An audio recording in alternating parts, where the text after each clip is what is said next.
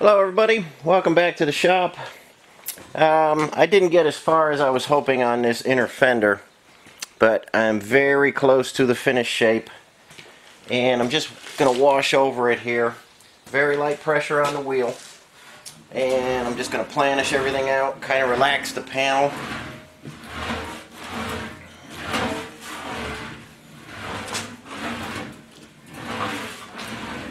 And concentrating on the transition from the flat area into this real high crown area here. Got a tiny low in here. We're going to bring that right up real quick. Very light pressure. I'm not putting a lot of shape in the panel. Just kind of washing over it, planishing everything out real nice.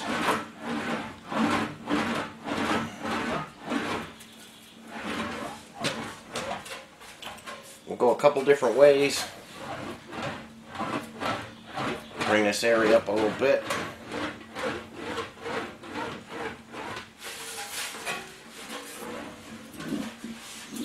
Kind of a big piece, so I've got to be careful how I run it through the wheel.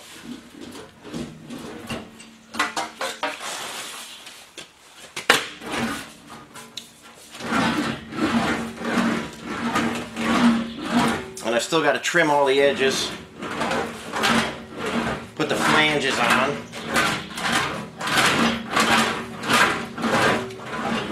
And you can hear the difference in there, just cleaning up that very edge. Most of that's going to get cut off, but clean it up anyway.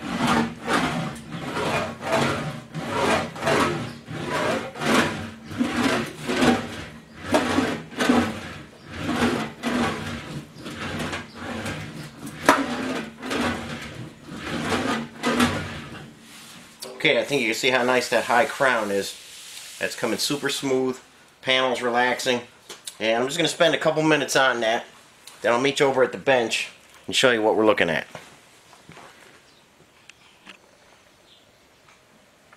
Okay, here we are on the bench. I'm trying to get to some good shots. The lighting's a little funny this morning. Kind of gray out again. But there's our piece. Remember, we made this flexible shape pattern. I'm going to throw that on here. And I've still got to trim all around. I'll try and prop it up here. I still got to trim around all the edges and put the flanges on. There's a flange up here, flange in the back. But you can see, I think you can see that. Oh, it's just kind of flopping there. But our pattern is fitting very nicely on our panel here. If I can get it to stay upright. In all the areas. So we're about 95% of the way there. I've got to put some beads in it and put the flanges on it. So not too bad. Try and get to some shots of it. You see, this is made out of one piece. It's nice and relaxed. No tension in the panel. I still got to work on this area. I can't really work this on the planishing hammer or the English wheel. This area right in here, I think you can see that. I got a little tear in there, but that's all going to get cut out. I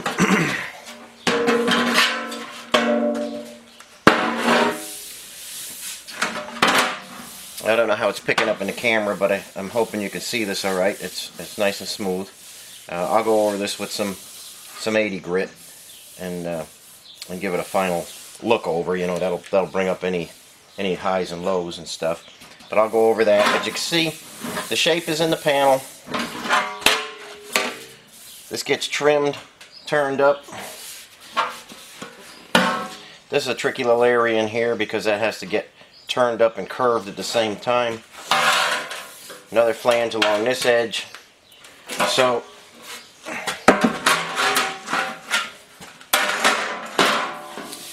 like I said, I'm about 95% of the way there, and I'll show you the beading and the flanging as it happens, and that's how we're coming along so far. And let me put the original one by by this one so you can see what we're doing.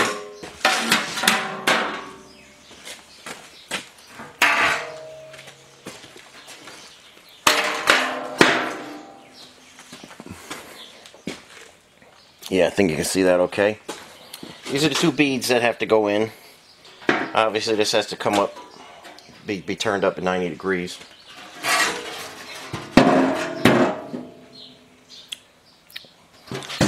That's a tricky little area right in here. You can see there's a lot of stamping marks. And then finally got to put this flange on.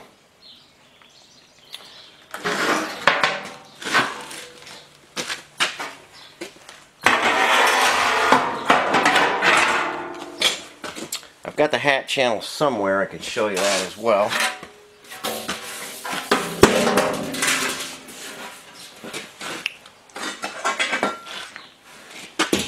That's a piece of hat channel, and it was in good enough shape where I'm going to save it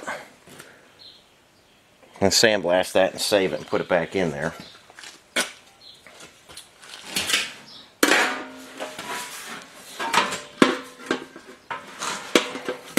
Hard to see if you can see this, but that's going to fit right in there and get welded on. And I'll fuss around with this a little bit more and get that fitting perfectly, but that's going to fit in there.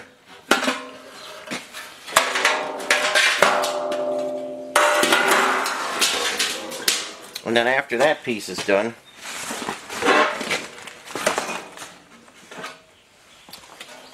then I'm going to move on to this piece.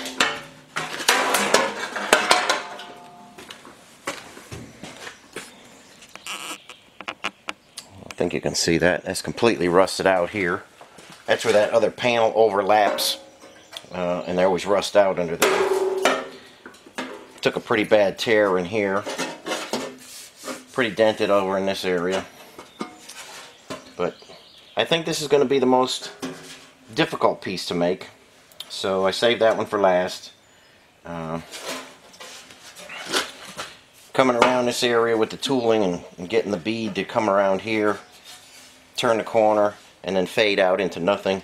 That's going to be a little tricky. There's a little step right in here. So there's a lot going on with this piece, but that's coming next. Right now, just going to concentrate on this inner fender. And I'll get a few more details done. I'll get it trimmed to size, and I will meet you back over at the flanger.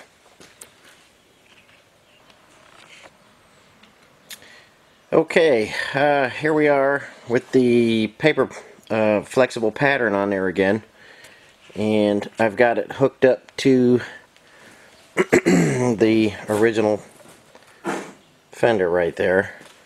I tried to get a shot of the flanging, but I thought the camera was running, but it wasn't, so I didn't get it running through the flanger. But I do have the flanges on now.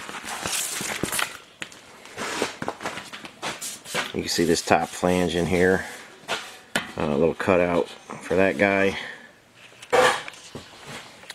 and then this flange on the back. I do not have the beads in yet.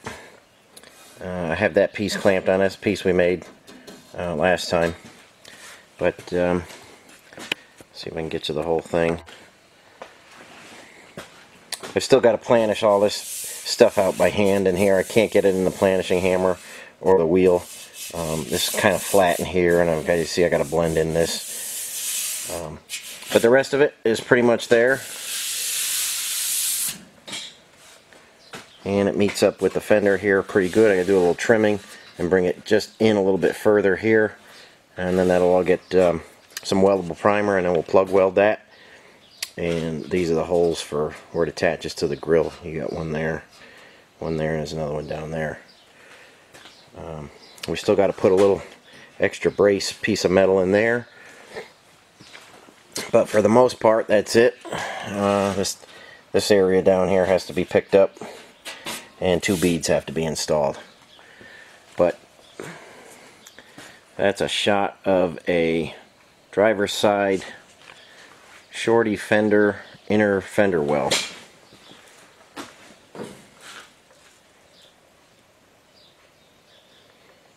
And I'll give you another glimpse of it after the beads are in and stuff like that. But for the most part, that's where I'm at on this particular fender build.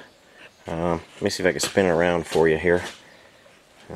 Hang on just a second, I'll be right back with you. Kind of hard to hold this guy, but here's a shot of the inside.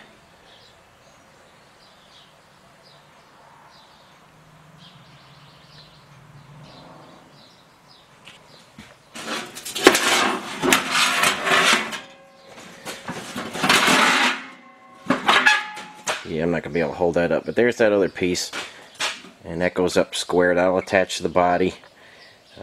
You saw me put that edge detail in last time or the time before. Made some tooling for the pole max, put that in. That'll match up with that, and then that cover piece goes over, and that's why they always rot it out right there.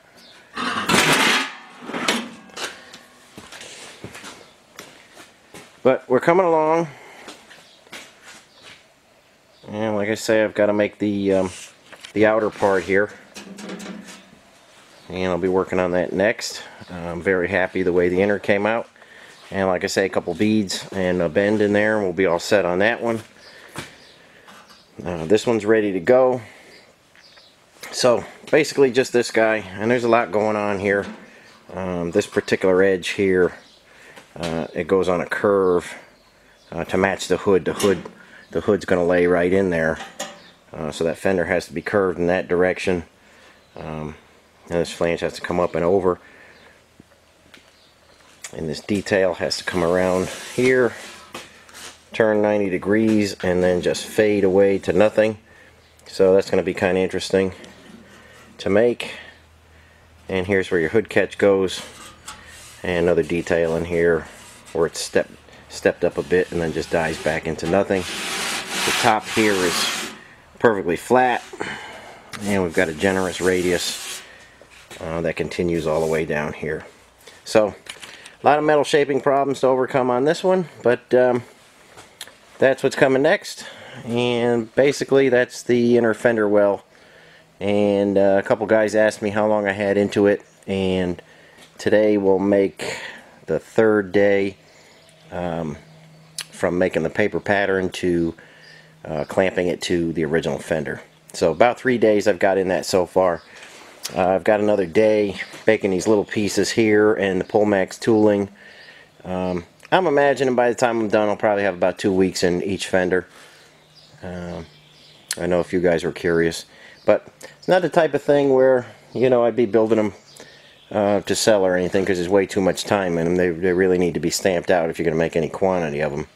But when you get your metal shaping skills down, this is the kind of stuff you could do for yourself.